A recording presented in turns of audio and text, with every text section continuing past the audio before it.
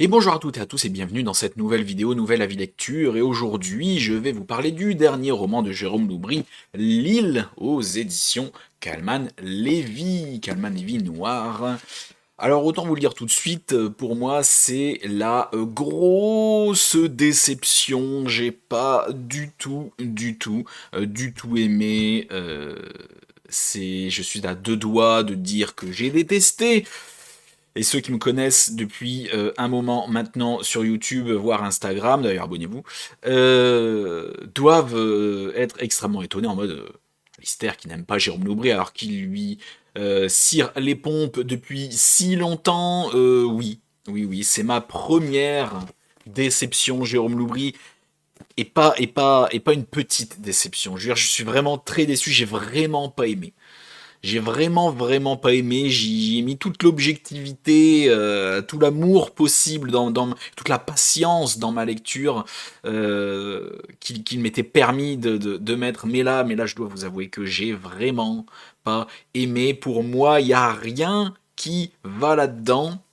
Mais avant tout, de quoi ça parle la quatrième de couverture? Je vous lis ça en 2-2 tout de suite si ma cam veut bien faire le point, s'il te plaît.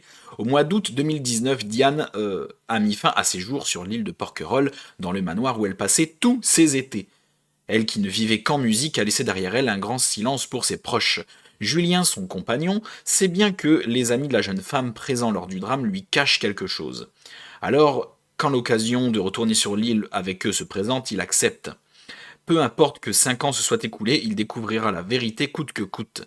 Le soir de leur arrivée, au beau milieu d'une tempête dantesque, une femme en robe blanche est découverte morte et ensanglantée sur la place principale. Que se passe-t-il donc sur cette île dont les habitants redoutent les colères? Donc, le petit résumé à ma sauce, explication, tout ça, tout ça. On est avec une bande de jeunes qui est Diane, son grand frère Paul et deux amis à eux, Sabrina et Lucas. Diane étant la plus jeune, parce que Sabrina et Lucas, c'est les amis plus de Paul, donc voilà, bref. Et Diane, c'est la plus jeune. En 2016, le premier été qu'il passe sur cette île de Porquerolles, je peux te prendre comme ça, elle avait genre 17-18 ans, et les deux autres quelques années de plus. Donc le plus gros de l'action se passe en 2019, donc plus des gamins à ce moment-là, même Diane.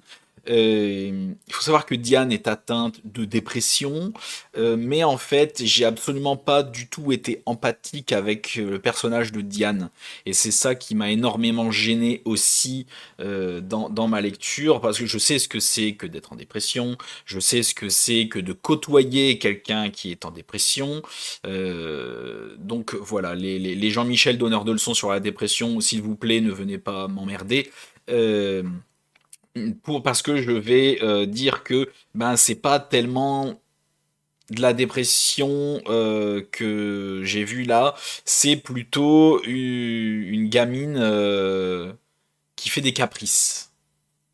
C'est plus ça que j'ai vu. C'est plutôt un personnage insupportable qui fait des caprices. Voilà. Et quand son caprice est pas respecté et pas assouvi, ben du coup ça pète des câbles. Voilà. Et après ça dit que c'est en dépression. Bon bref, peut-être que je me trompe évidemment, mais d'après mon expérience, voilà. J'en rajouterai pas plus. J'ai beaucoup eu de mal à supporter le personnage de Diane et ses amis encore plus parce que voilà, c'est une bande de jeunes. Voilà, en 2019, euh, c'est pas à mon avis représentatif d'une bande de jeunes d'aujourd'hui. J'ai plus eu l'impression de voir une bande de jeunes des années 70-80. Si tu veux, ils boivent comme des trous en permanence. Ils arrêtent pas de fumer pétard sur pétard, joint sur joint. C'est l'excès dans ces deux domaines-là, mais absolu. Il me semble plus que les jeunes, en tout cas, plus les jeunes comme ça, genre les parigots qui travaillent dans l'audiovisuel. Alors je sais que quand on est un artiste, on a tendance à boire et à fumer. Bon, je m'en rends bien compte, mais là c'est vraiment très excessif, surtout du point de vue des jeunes d'aujourd'hui. Je trouve que c'est une mentalité qui a changé du point de vue des jeunes de cet âge-là. Notamment aussi sur la musique. La musique a une place extrêmement présente dans ce roman. Et parce qu'on a plein de titres de partout, qu'il faut connaître, il y en a certains, même une bonne partie que je ne connaissais pas, ça m'a un peu sorti du délire, et le délire de la musique ne sert à rien dans l'histoire, strictement à rien. En plus, c'est des jeunes qui écoutent de la musique énormément sur une platine, donc des disques vinyles énormément, donc j'ai trouvé ça beaucoup alors je sais que en décalage, je trouve ça beaucoup en décalage, je sais que ça revient, les disques vinyles, mais j'ai trouvé ça très excessif. Oula, ma cam ne fait pas le point, je vais enlever le livre, peut-être que c'est ça le problème. Voilà. Et oui, oui, oui, je sais que la mode des vinyles, ça revient, mais enfin, j'ai trouvé ça très, très, très, très exagéré. Et aujourd'hui, voilà, c'est Spotify, Deezer, YouTube Music et compagnie, c'est des plateformes de streaming. Voilà, les vinyles, ça a bien 2 minutes. Et, et ouais, c'est vraiment, tu m'aurais dit que ces jeunes-là étaient dans les années 80 ou 70, j'accepterais. Mais pas en 2019. Là, j'y crois pas une seconde, quoi. Il y a l'île de Porquerolles qui est très personnifiée, voilà, pour créer une ambiance un peu lourde. Vous voyez, les habitants de l'île ont tendance à la personnifier en mode quand il y a une tempête, ils disent que l'île est en colère. Le manoir dans lequel que ces jeunes gens louent chaque été, où ils passent 15 jours, 3 semaines, ils ont tendance à le personnifier aussi. J'ai trouvé ça un peu ridicule dans le sens où c'est un thriller et quand tu personnifies à ce point-là, parce que c'est très très fort et très présent, un objet ou un endroit, c'est pour y instiller un petit peu de terreur, d'horreur juste après, et c'est un point fantastique, fantasy, tu vois. Fantastique, horrifique, un peu comme du Stephen King, tu vois, où on a la voiture Christine qui en fait est possédée, est vivante et elle bouge toute seule pour écraser des gens. Voilà, concrètement c'est ça. Mais là pas du tout, c'est juste une croyance débile des habitants qui est extrêmement lourde, j'ai trouvé, et ça met une ambiance qui ne fonctionne pas. C'est plutôt chiant, plus qu'autre chose. Tu vois, ça, rajouter ce groupe de jeunes là qui est assez inintéressant parce que parlons de l'histoire 2 minutes. euh, les trois quarts du roman, même un peu plus que ça, c'est leur dernier été en 2019. Et en fait, ils passent leur temps à boire, à fumer et à ken, tu vois, et à baiser. Donc voilà. Avec leurs potes qui se sont fait, la porquerolles, la locale qu'ils se sont fait, qui s'appelle Cassandre. Et tout part d'elle, justement. C'est une fille sa vie ne lui plaît pas à Porquerolles, et donc elle veut se tirer. Et donc, elle rencontre ces amis parisiens-là qui lui vendent un peu du rêve en mode la vie parisienne. C'est des gens, Diane, Paul, Lucas et Sabrina, voilà, ils travaillent dans le milieu un peu du cinéma, tu vois, audiovisuel et compagnie et tout ce qui tourne autour. Donc ils ont envoyé du rêve un peu à Cassandre en racontant un peu leur vie parisienne, tu vois. Donc la meuf, elle s'est mise à rêver, elle s'est mise ok, maintenant je vais me tirer, tu vois, je vais habiter aux États-Unis, je vais essayer de percer. Donc voilà, c'est le genre de truc, tu regardes un peu en souriant, tu ricanes, tu dis ouais, bon, elle est bien gentille, mais ça se fera jamais, hein. Mais tu la contraries pas, tu dis bah oui, crois en tes rêves, c'est génial. Voilà, c'est comme si moi je vous disais, moi mon roman, il va avoir le prix Goncourt. Vous allez me regarder de travers, vous allez me foutre de ma gueule en mode t'es bien gentil, mais trouve déjà une maison d'édition. C'est exactement pareil, c'est la même chose.